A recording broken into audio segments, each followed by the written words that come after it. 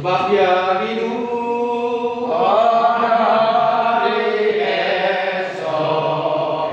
Tuhan benar, karena Tuhan yang pegang hari esok. Jadi berarti sebab dia hidup. Sekali lagi kita ulang. Sebab dia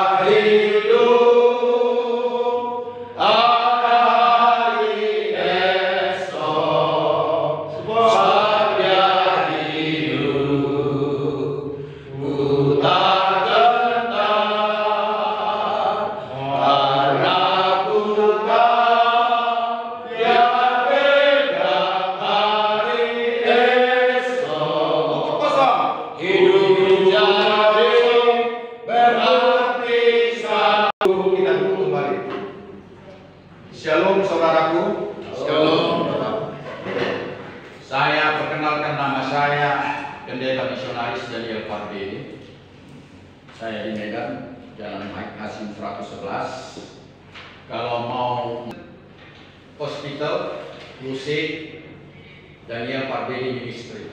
Saya ulangi, prison, penjara, hospital, crusade, Daniel Pardede Ministry. Nanti saudara-saudaraku bisa melihat bagaimana suasana pelayanan kami di penjara-penjara.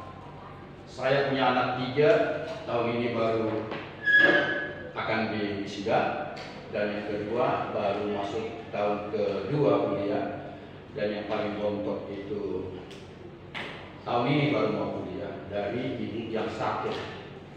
Saya SMA.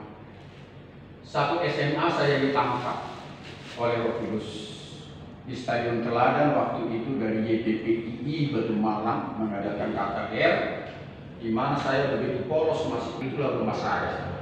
Jadi boleh dibilang kiri kanan muka belakang rumah saya itu preman-preman gitu. Bayangkan aja lah saya hidup di situ. Tapi saya ditangkap di Stadion Teladan tahun 75 tatkala saya kelas 1 SMA. Jadi saya begitu ditangkap, saya menyerahkan diri, saya mau ikut pelayanan daripada hamba-hambanya waktu itu. Saya datang ke depan, saya menyerahkan diri agar saya jangan pulang lagi. Saya bilang, bawa saya dalam penginjilan. Tapi saya diduakan, pulang aja anakku, ada suatu waktu tertentu nanti anakku akan ikut dalam penginjilan. Tamatlah saya SMA, artinya dari kelas 1, kelas 2, kelas 3 saya sudah khotbah. Sejak saya ditangkap. Kenapa? Karena saya terus menggali, terus membaca firman Tuhan seperti orang gila. Orang Batak itu bilang saya didelon. Ya, kalau dibilang didelon itu kayaknya negatif ya. Sebetulnya bagi Tuhan harus didelon kita ini semuanya. Amin. Itu didelon bagi tahun. Tapi kalau orang-orang yang tidak kenal sama Tuhan mengatakan orang didelon itu orang gila. Memang kita harus gila.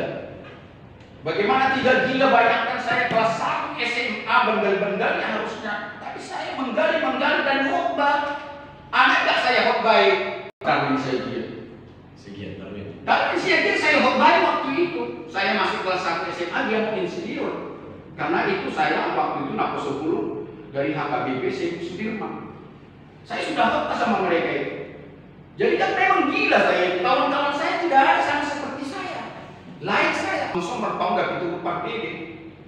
Nah, saya mulai di situ khotbah, tamatlah saya SMA, masuklah saya kuliah di UGI karena saya gagal 2 kali AKB, memang cita-cita saya AKB, dan di UGI pun sebagai mahasiswa saya melayani terus. Tetapi tahun 79 akhir saya dikabalkan menjadi pendeta misionaris dari yayasan yang menangkap saya, yaitu YPPII. Yayasan Pusat Pekabaran Injil Indonesia yang di Kota Batu Malang.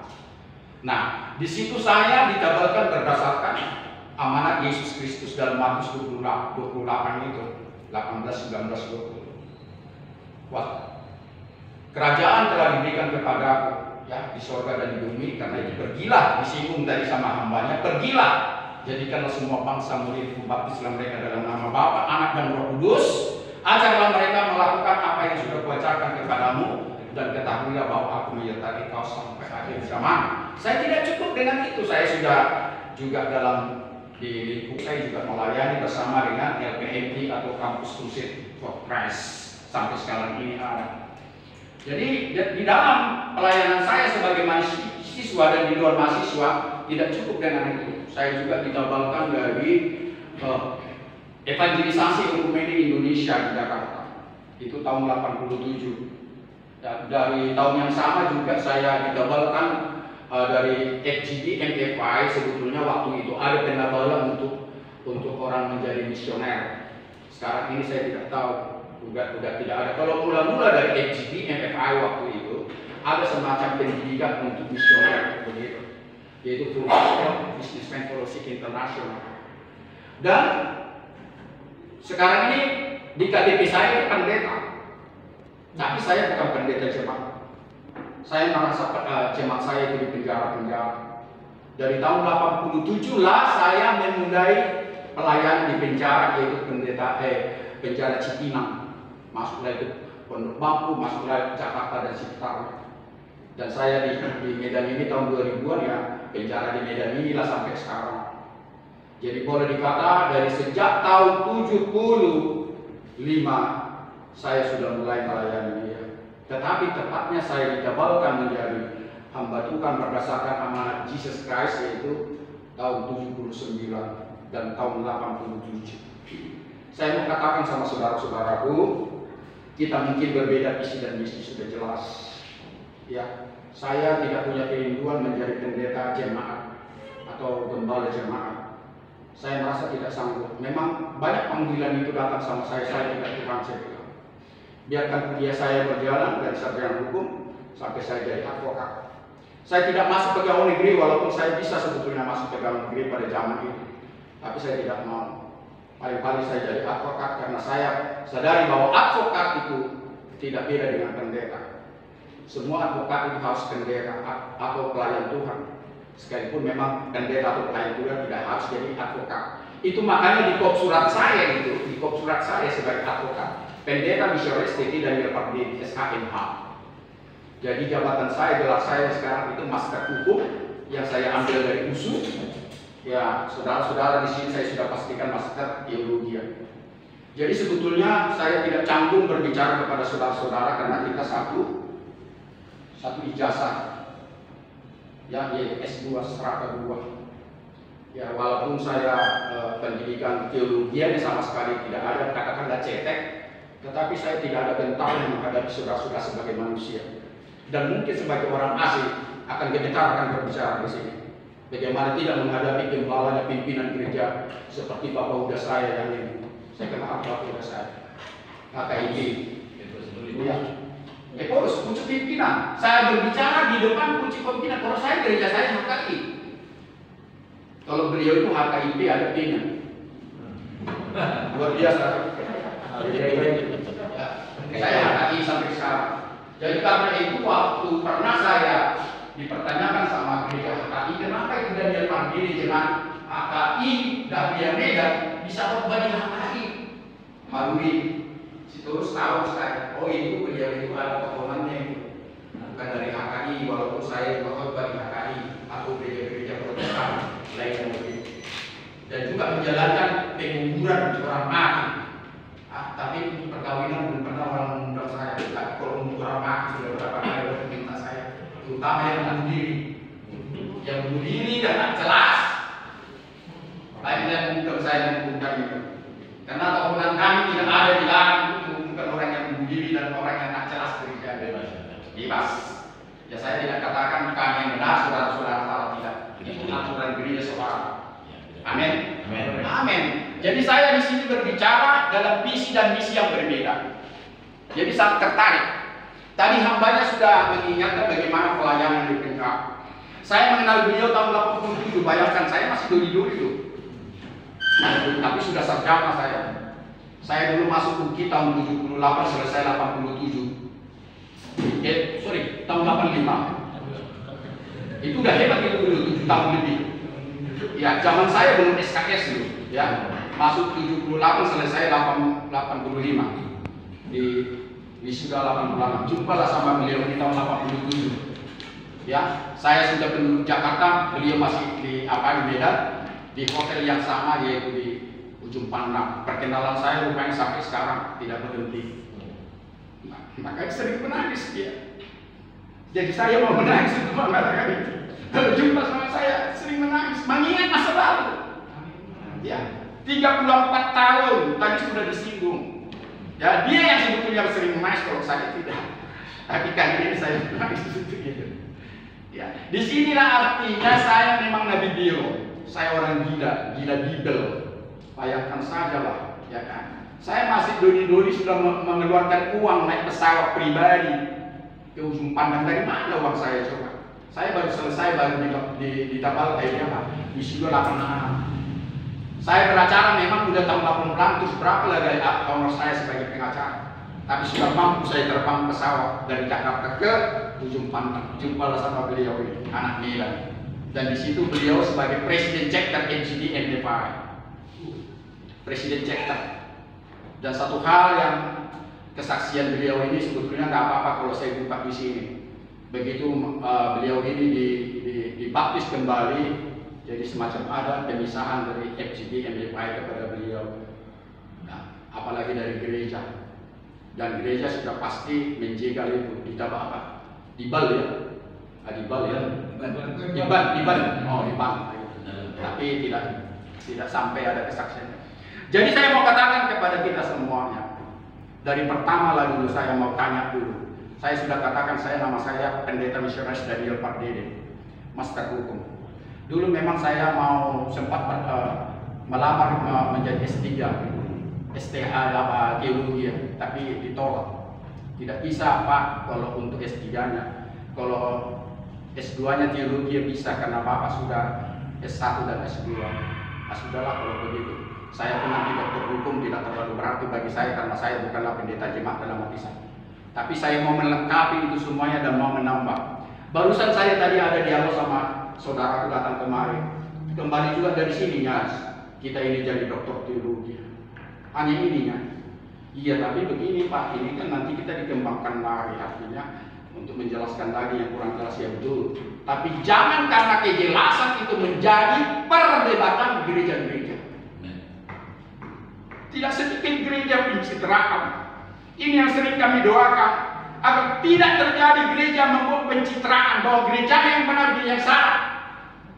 Kami tidak pernah berbicara tentang teologi di penjara. Kami tidak pernah berbicara tentang teologi menangkap jiwa-jiwa, tetapi mereka yang dari Hindu, dari Buddha mau dibaptis di penjara.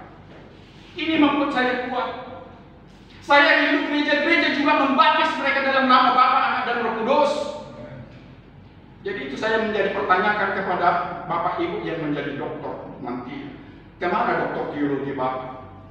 Apakah untuk mempertahankan jabatan atau mencari jabatan dan sebagainya? Saya tidak. Maafkan saya Tuhan, saya tidak.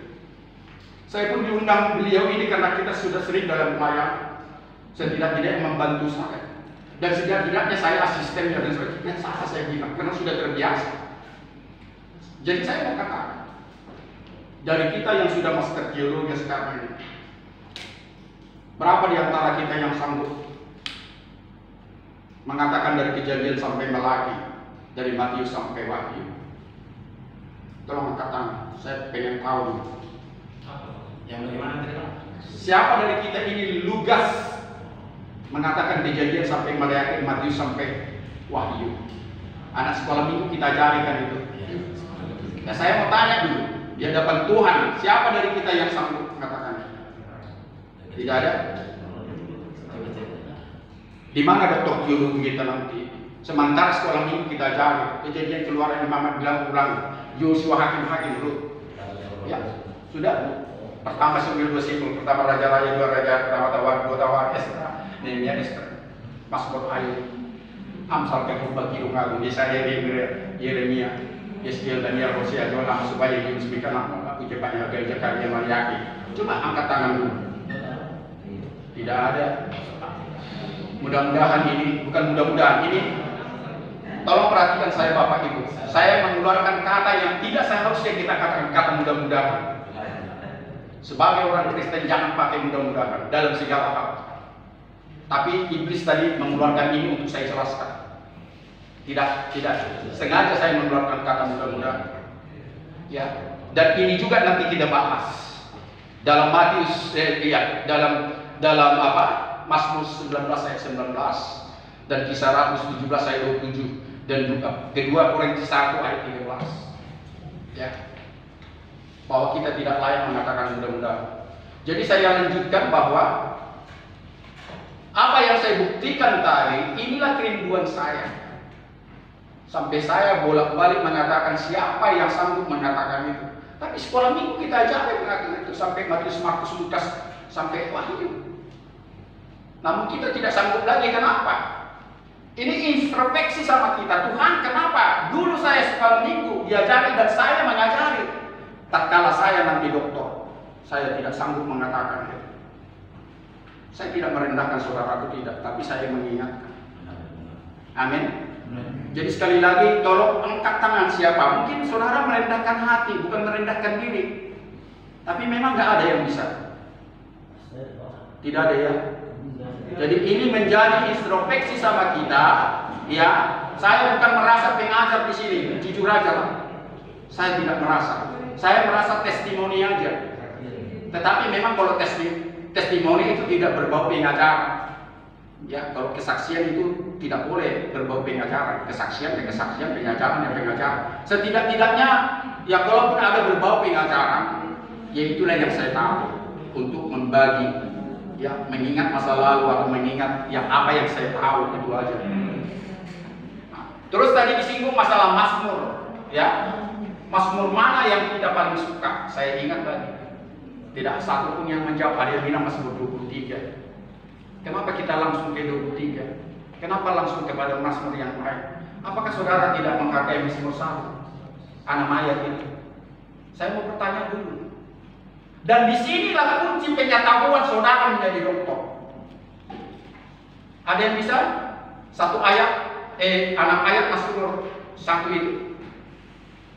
Nah di sini, maafkan saya tidak mencari kelemahan Bapak Ibu Saudara, tidak. Tetapi ini jadi pengajaran bagi kita. Karena Mazmur 1 ini sebetulnya 6 ayat itu sangat penting kepada orang yang berpengetahuan dan yang mau dikatakan berpengetahuan dan berpengalaman.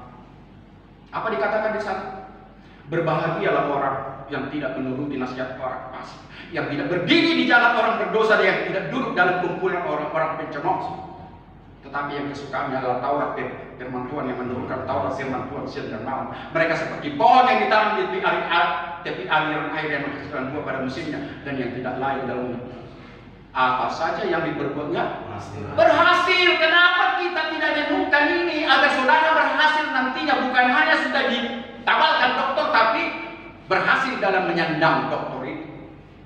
Bukankah ke situ kita bawa Mazmur 1 ini? Tidak demikian orang fasik, mereka seperti sekam yang ditipu oleh angin. Karena itu orang fasik tidak tahan dalam penghakiman dan orang fasik tidak tahan dalam kumpulan orang-orang benar. Karena Tuhan mengenal orang benar, tapi jalan orang fasik menuju kebinasaan. Enak sekali Mazmur itu. Jadi saya tidak keberatan kalau tadi ada Bapak mengatakan Mazmur 23.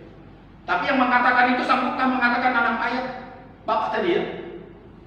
Sanggup Bapak mengatakan 6 ayat? Hanya satu ayat Pak, saya Pak. Mazmur 3 ayat 1. Oh, satu ayat saja. Kenapa nggak sampai ayat ke-6 Pak? Ya. Pertanyaan saya. Itu ayat Mas. Oh, tolong Bapak katakan biar kami dengar. Karena kemana saya pergi? Enggak, tolong dulu Bapak jawab dengan Mazmur 23 ayat 1. Tuhan adalah gembalaku, takkan kekurangan aku. Itu saja. Itu saja. Jadi kemana pun saya pergi, apapun saya lakukan, saya percaya. Amin. Haleluya. Apakah tidak lebih elok sampai ayat 6? Agar lebih lengkap. Ibarat diarsip tanpa asam. Bagaimana yang diarsip nggak pakai asam? Akan dikembangkan. Akan saya kembangkan. Janji sekarang. Jadi siap. Amin. Tuhan memberkati. Siap. Dan ingat ini, Tuhan adalah gembala takkan kekurangan aku, yang memberikan aku di padang yang berumput hijau. Sudah, yang membimbing aku ke air yang tenang, yang menyegarkan jiwa. Yang menuntun aku ke jalan yang benar oleh karena nama. Ini satu ayat ini perlu kita renungkan. Ya, dia menuntun aku ke jalan yang benar oleh karena namanya. Sekalipun aku